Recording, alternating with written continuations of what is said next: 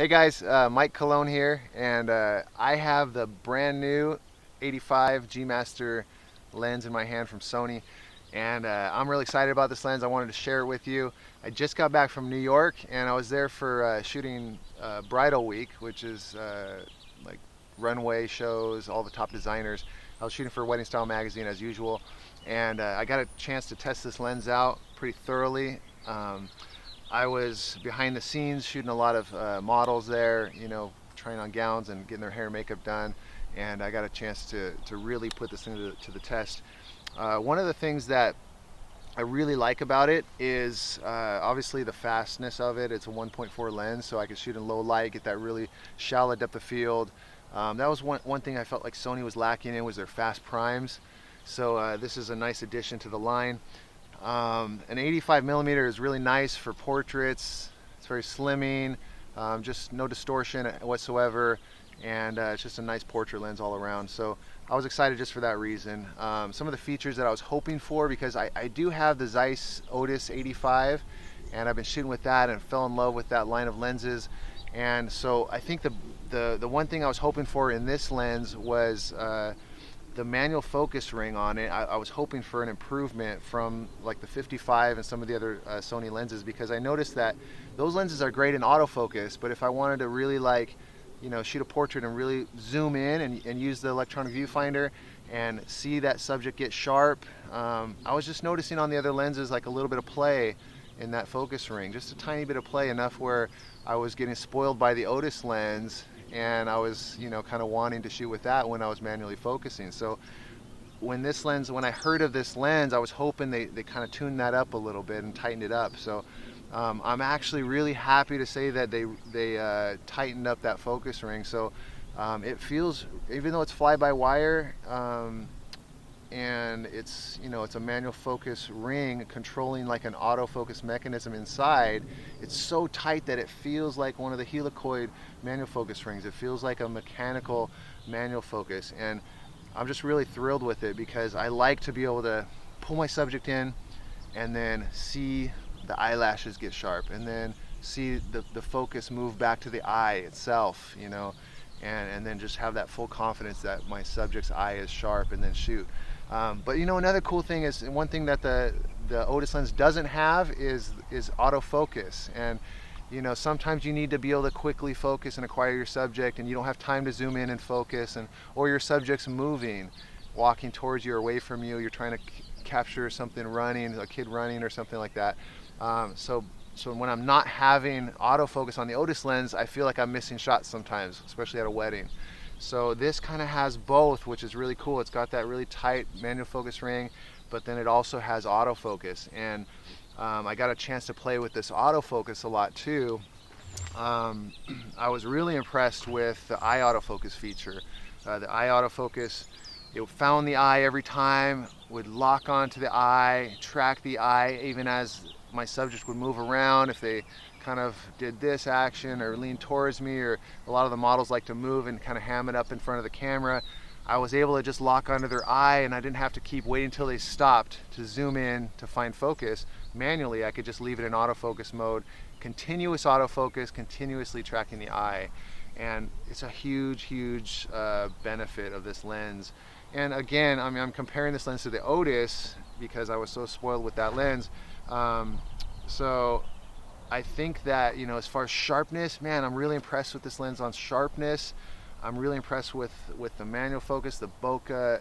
This lens has beautiful, out of focus elements, and it has the autofocus. So let me talk about the ergonomics of this lens and the size and weight. I feel like even though it's a larger lens, with this vertical grip, battery grip on the camera, it's just a perfect size. I feel like what's nice about having a Sony lens is they've built it so that there's room for your fingers here.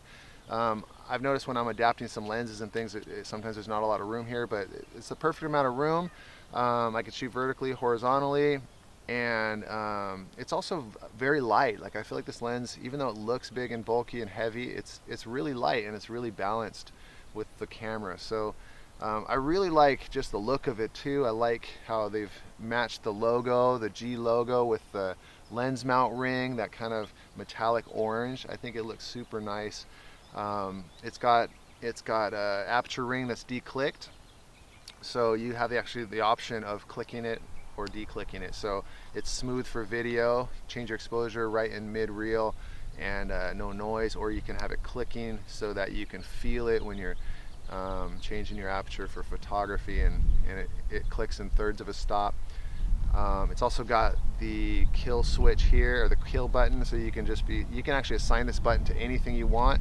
Not anything, but there's a lot of features you can assign this button to, and it's defaulted to just kind of turn off the autofocus, so you can basically have it in continuous focus, find your subjects, lock in, and say you want to lock and recompose without it jumping to your background, you can just hold that button down. It's really nice. Or you can just turn it off altogether. There's a switch here, switch to manual focus mode. So I feel like they thought of everything on this lens, and I'm just really impressed with it. I'm really enjoying it. All right, I did want to bring up something that I've heard a lot of complaints about, and I've noticed as well. When you're in autofocus mode, there's some noise with the autofocus. It's kind of, I don't want to say loud, but you can hear it. It's not like the silent wave motor where, and honestly, I don't know if this is a silent wave motor lens. I think it's not. I think they had to put a bigger motor in this lens because it's a big piece of glass and it's got to move the lens. But if you're listening when you're focusing, if you're in a quiet room, you definitely hear it. It's like kind of like this sound, almost like a dry motor or something like that. Like, I feel like maybe they put a drop of oil in there and fix it, but I don't know.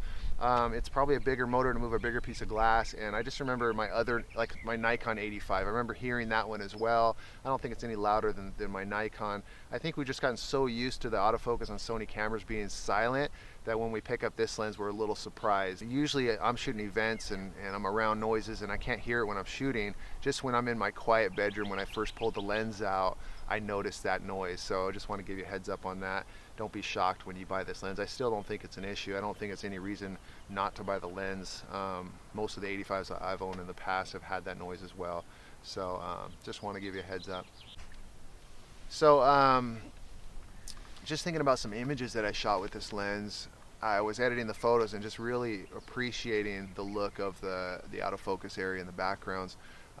Really appreciating the shallow depth of this lens and how I can really pull my subject off the background. I really like how sharp this lens is wide open. It's amazing how at almost every f-stop this lens is razor sharp, and not just sharp in the center from edge to edge. I found that this lens was razor sharp, and I love shooting wide open. I love shooting at 1.4, especially when I'm shooting just a portrait of one person, especially if I'm shooting close-up details or a close-up of like eyes or lips or jewelry or something like that. I love that shallow depth, and so to have that capability to be wide open, razor sharp, just really is impressive to me.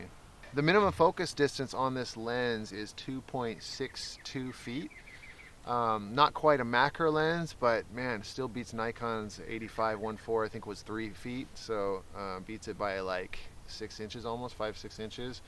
And perfect for portraits, shooting one person, even tight headshots. You can get in close and focus on the eye. Really nice minimum focus distance. So that's it. This is a Sony 85 1.4 GMaster lens. Hope you enjoyed the video. If you have any questions, definitely comment below and I will look at those and respond. Also, if you are interested in getting notified of the next video, then definitely subscribe and click that like button if you like the video. Take care and God bless.